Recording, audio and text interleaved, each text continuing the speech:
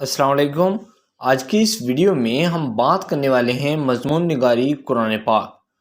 قرآن ہدایت کی کتاب ہے، یہ میری پسندیدہ کتاب ہے، میں اسے بار بار پڑھنا پسند کرتا ہوں۔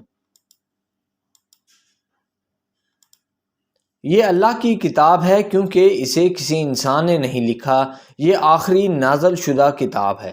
اللہ تعالیٰ نے رمضان المبارک میں قرآن مجید نبی کریم صلی اللہ علیہ وآلہ وسلم کو عطا کیا تھا۔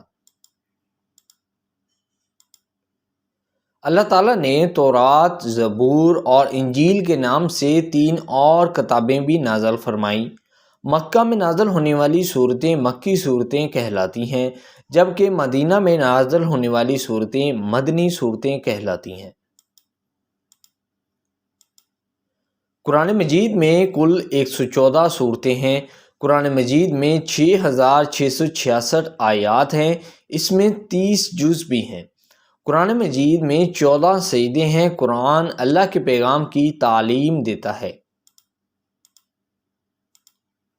قرآن مجید کی پہلی سورہ سورہ فاتحہ ہے۔ قرآن مجید کی آخری سورہ سورہ ناس ہے۔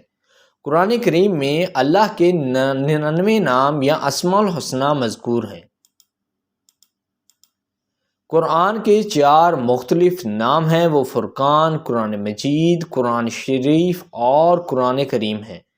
قرآن عربی زبان میں ہے، تمام بڑی زبانوں میں اس کا ترجمہ کیا گیا ہے۔ قرآن میں جتنے الفاظ ہیں وہ سب اللہ کے ہیں۔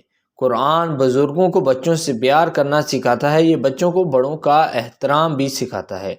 قرآن میں وہ سب کچھ ہے جو ہمیں جاننے کی ضرورت ہے۔ سو آئی ہوپ دوستو یہ اردو کا مضمون آپ کو پسند آیا ہوگا۔ اگر آپ کو یہ ایسے ریٹن فارم میں چاہیے تو ڈسکرپشن میں ویب سائٹ کا لنک موجود ہے، جس پر کلک کر کے آپ اس ایسے کو ریٹن فارم میں لے سکتے ہیں۔ اگر آپ نے ابھی تک اس چینل کو سبسکرائب نہیں کیا تو جلدی سے اس چینل کو سبسکرائب کریں اور بیل آئیکن بٹن کو لازمی پریس کریں۔ Thank you.